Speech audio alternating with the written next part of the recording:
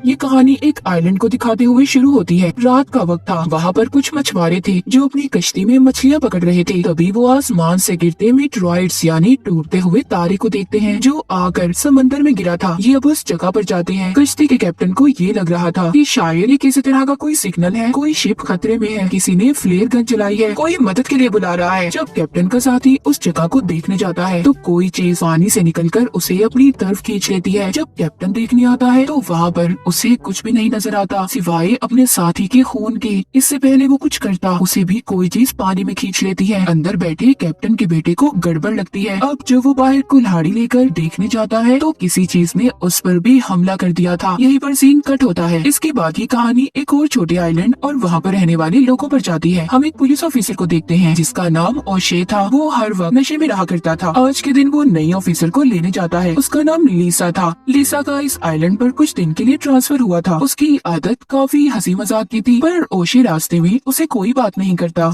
जब ये दोनों पुलिस स्टेशन पहुंच जाते हैं जहाँ पर लीसा की मुलाकात अपने हेड से होती है, वो लीसा को वेलकम कहते हैं। हेड कहते हैं कि कुछ दिन के लिए मैं काम के सिलसिले में बाहर जा रहा हूँ, इसलिए मुझे अपनी जगह एक पुलिस ऑफिसर की जरूरत थी, तो मुझे लगता है तुम काम अच्छे से संभाल लोगी। जाते हुए ओशे अपने हेड से कहता है क्या जरूरत थी नई ऑफिसर की, मैं था ना, मैं सब संभाल लेता। पर उसके हेड को उस पर जरा भी भरोसा नहीं था क्योंकि हर वक्त ओशे नशे में जो रहा करता था। इस आइलैंड की बंदरगाह पर दो मछुआरे दिखाई जाते हैं जो मछलियाँ पकड़ रहे थे। तभी उनमें से एक आदमी समंदर से अजीब सा क्रिएचर पकड़ता है। जब उसका दूसरा साथी उसे देखने की कोशिश करता है तो वो क्रिएचर उस पर पानी की तरह लिक्विड फेंकता है, पर वो लिक्विड किसी किस्म का जहरीला नहीं था। अब उस आदमी को ऐसा लग रहा था कि जैसे उसने कोई अजीब सा जानवर पकड़ा है जिसके उसे बहुत से पैसे मिल सकते हैं। इसीलिए वो आदमी उसे अपने साथ घर ले आया था, लाकर अपनी बाथटब में डाल देता है ताकि वो पानी में जिंदा रह सके। वहीं पर दूसरी तरफ समंदर के किनारे कुछ लोगों को मरी हुई व्हेल मिलती है जो काफी अजीब बात थी। ओशे और लीसा छानबीन करने वहाँ पर जाते हैं। वहाँ पर पहले ही एक डॉक्टर मौजूद था जो मरी हुई व्हेल को चेक कर रहा था। वो इन्हें बताता है कि ये बहुत पहले से मरी हुई है, इसके जिस्म पर जो निशान है वो पत्थरों के टकराने से आए हैं। ओशे को ये बातें काफी अजीब लग रही थी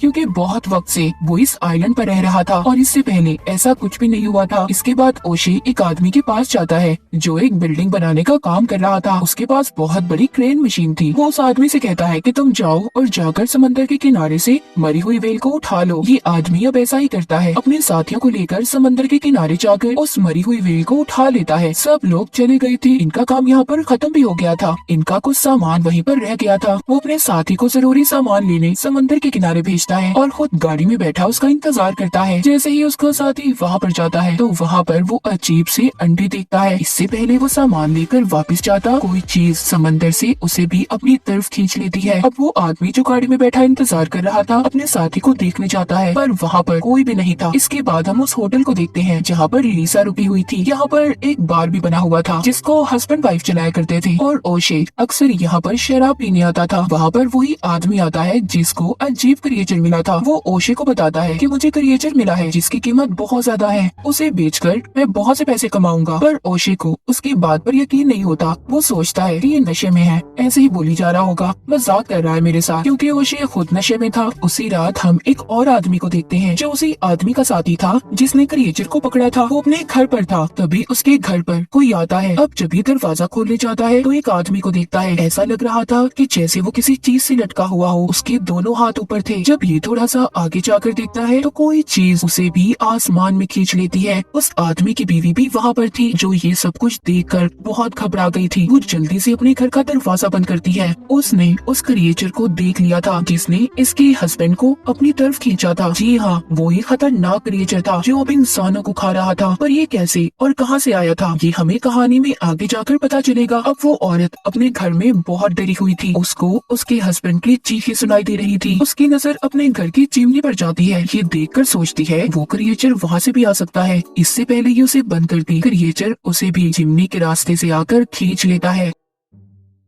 उधर वही आदमी जिसको क्रिएचर मिला था वो अपनी बाथटब में जाकर देखता है तो वहाँ से वो क्रिएचर गायब था। उधर सिर्फ उसका एक अंडा पड़ा था। ये जब चेक करने बाहर आता है तो कमरे में अजीब सा लिक्विड देखता है। वो क्रिएचर दीवार से चिपका हुआ था जिसके बड़े बड़े टेंटिकल्स थे जो दिखने में बिल्कुल ऑक्टोपस की तरह लग रहा था। क्रिएचर उस आदमी पर हमला करता है मगर वो उसको अपने पास से हटा देता है और मार भी देता है। सुबह को हमें दिखाया जाता है लीसा बार में काम करने वाली लेडी से ओशे के बारे में पूछती है क्योंकि वो अब ओशे को पसंद करने लगी थी। वो पता करना चाहती थी कि उसकी वाइफ है या नहीं, पर वो लेडी उसको बताती है कि उसकी वाइफ नहीं है, वो बिल्कुल अकेला रहता है। तभी थोड़ी देर बाद वही आदमी ओशे और लिसा को कॉल करके बुलाता है जिसको क्रिएचर मिला था। वो आदमी उसे मारकर लैब में लाया था। टेस्ट करने पर डॉक्टर कहता है कि आज तक मैंने ऐसी अजीब चीज नहीं देखी, ये काफी खतरनाक लगता है। वो क्रिएचर को ग्रैबर का नाम देता है। वो डॉक्टर उन्हें दिखाता है कि इस ग्रैबर की बहुत लंबी जुबान है, ये क्रिएचर सिर्फ पानी और खून पीता है। वो इनको इसका अंडा भी दिखाता है। ये सब कुछ जानने के बाद ओशे को अब व्हील वाला हादसा और क्रिएचर वाली बात दोनों मिलती नजर आ रही थी। ये जल्दी से लिसा को लेकर समंदर के किनारे जाता है जहाँ पर उसी आदमी की गाड़ी खड़ी थी जिसको ओशे ने मरी हुई व्हील को उठाने भेजा था। ओशे सोचता है वो ऐसे अपनी गाड़ी को नहीं छोड़ता। पास ही एक घर था। ये दोनों छानबीन करने वहाँ पर जाते हैं। ये वही घर था जहाँ कल रात क्रिएचर ने हमला करके हस्बैंड वाइफ को मार दिया था। ये दोनों जब यहाँ पर छानबीन करते हैं तो वहाँ पर इन्हें फटे हुए कपड़े मिलते हैं। यहाँ पर भी इन्हें वैसी ही बदबू आ रही थी जैसी उस क्रिएचर में से आ रही थी। इन दोनों को शक हो गया था। ये उस घर की छत पर जाते हैं जहाँ पर लिसा को उस आदमी का कटा हुआ सर मिलता है जिसको क्रिएचर कल रात उठा कर ले गया था। ये दोनों उसके कटे हुए सर को उठाकर लैब में ले आए थे ताकि उसके बारे में कुछ पता चल सके, पर डॉक्टर कहता है मैं ऐसे कुछ नहीं बता सकता कि इसको किसने मारा है, पर हाँ मुझे ये काम किसी खतरनाक जानवर का लग रहा है। तभी उधर वही आदमी आ जाता है जिसने क्रिएचर को पकड़ा था। वो इन दोनों को अपने साथ घर ले जाता है जहाँ पर ये देखते हैं उस आदमी की बाथटब बाहर गिरी हुई थी और दीवार में बहुत बड़ा सुराग भी था। मतलब जो अंडा उस क्रिएचर ने वहाँ पर छोड़ा था वो भी बड़े क्रिएचर में तब्दील हो गया था। वो देखकर समझ गए थे कि बहुत बड़ा खतरा आने वाला है। इनको अब सारी बात समझ आ गई थी। लिसा कहती है कि कल रात जो हादसा हुआ वो इन्हीं क्रिएचर ने किया होगा क्योंकि ये सिर्फ पानी में रह सकते हैं और कल रात बारिश हो रही थी इसलिए वो जमीन पर आया था और आकर उसने उस घर के लोगों को मार दिया। अब वो आदमी जो इन्हें अपने साथ लाया था कहता है कि मैं जानता हूँ इन क्रिएचर्स की क्वीन कहाँ है जो अंडे दे रही है। ये दोनों को एक गुफा में लेकर जाता है जहाँ पर ये खुद तो नहीं जाता। अब लिसा और ओशे दोनों अंदर जाते हैं। वहाँ पर इन्हें एक आदमी के कपड़े मिलते हैं। ये उसी मछुआरे के कपड़े थे जो हमने कहानी के शुरू में देखा था। मतलब उस वक्त उन मछुआरों की कश्ती पर हमला भी इन्हीं क्रिएचर्स ने किया था। इन्हें वहाँ पर ढूंढने में और कुछ तो नहीं मिलता पर ये क्रिएचर को जगा देते हैं। वो क्रिएचर जागते ही इन पर हमला करने आ रहा था मगर ये दोनों जल्दी से बाहर निकल आए थे। वो क्रिएचर अभी भी गुफा में ही था। वो बाहर नहीं आता क्योंकि ये क्रिएचर सूरज की रोशनी में बाहर नहीं निकल सकते थे। इसीलिए ये दोनों अब दोबारा से लैब में जाते हैं और ग्रैबर क्रिएचर की कमजोरी का पता करने की कोशिश करते हैं कि जिससे ये इसे मार सके। पहले ये उसे आग लगाते हैं पर अचानक से पानी आने लगा था जिससे ग्रैबर दोबारा से जिंदा हो गया था और ओशे के मुंह पर वही लिक्विड फेंक कर उसके सर पर चिपक जाता है। लेकिन किसी तरह ये उसे अपने सर से उतारता है। वो आदमी भी खड़ा ये सब देख रहा था जो यहाँ पर इसको लाया था। वो बेन को बताता है कि ग्रैबर क्रिएचर ने मुझ पर इस तरह हमला किया था। इसने तो मुझे भी काट लिया था पर उस दिन मैंने शराब पी हुई थी और ये मुझे काटते ही कमजोर सा हो गया। इसका मतलब ये है कि जो आदमी शराब का इस्तेमाल करता होगा ये क्रिएचर उन्हें नुकसान नहीं पहुंचा सकते। आज रात बहुत तेज तूफान भी आने वाला था इसलिए ओशे और लिसा मिलकर प्लान बनाते हैं। वो बार वाले के पास जाते हैं और कहते हैं देखो आइलैंड पर रहने वाले लोग सभी खतरे में हैं। उन पर क्रिएचर हमला करने वाला है पर हम एक ही सूरत में उन्हें बचा सकते हैं अगर लोग ज्यादा से ज्यादा शराब पिए क्योंकि जिसके भी खून में अल्कोहल शामिल होगी वो क्रिएचर उन्हें नुकसान नहीं पहुंचाएगा। पर इस बात का पता किसी को भी नहीं चलना चाहिए वरना लोग घबरा जाएंगे। वो बार वाला भी इनका साथ देने के लिए तैयार हो गया था।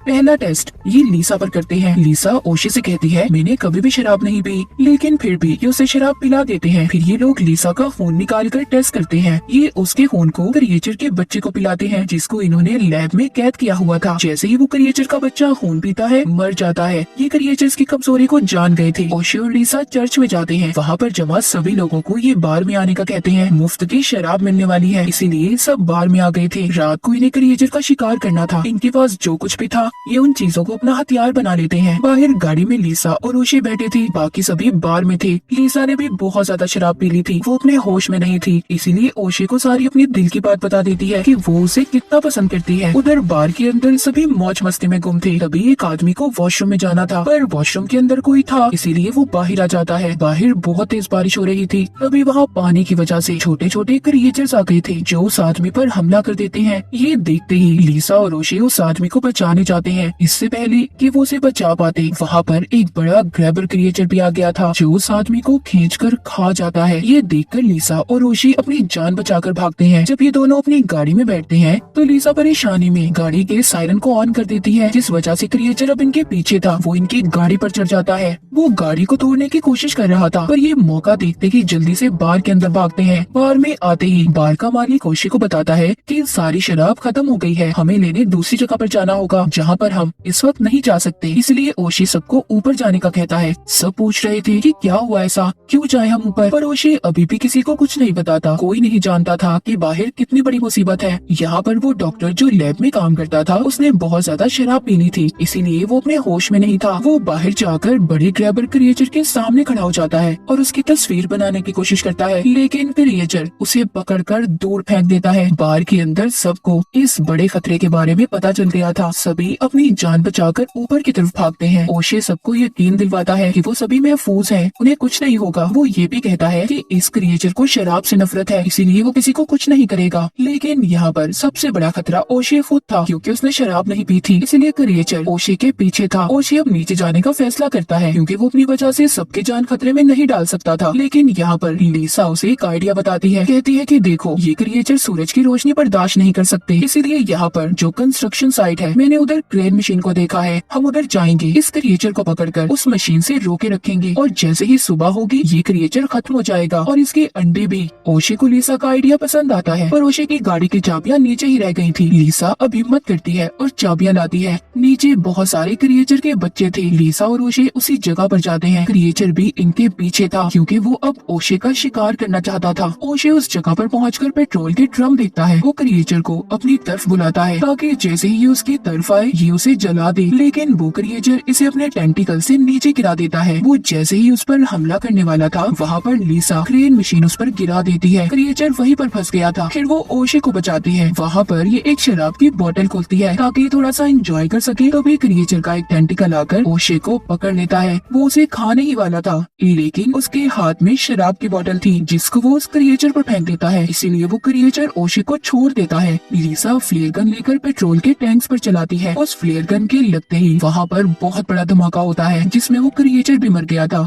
आखिरकार इन्हें उस बड़े ग्रैबर क्रिएचर से छुटकारा मिल ही गया था। सुबह होते ही लिसा और ओशे वापस अपने घर आते हैं। दोनों एक दूसरे को अपने दिल की बात बताते हैं। ये दोनों तो मिल गए थे, पर उस बड़े खतरनाक क्रिएचर ने न जाने कितने लोगों की जान ली थी। और जो लोग इंटरटेनमेंट नहीं चाहते उनका यहाँ कोई काम नहीं, और जो लोग इंटरटेनमेंट चाहते हैं वो सब्सक्राइब कर लें।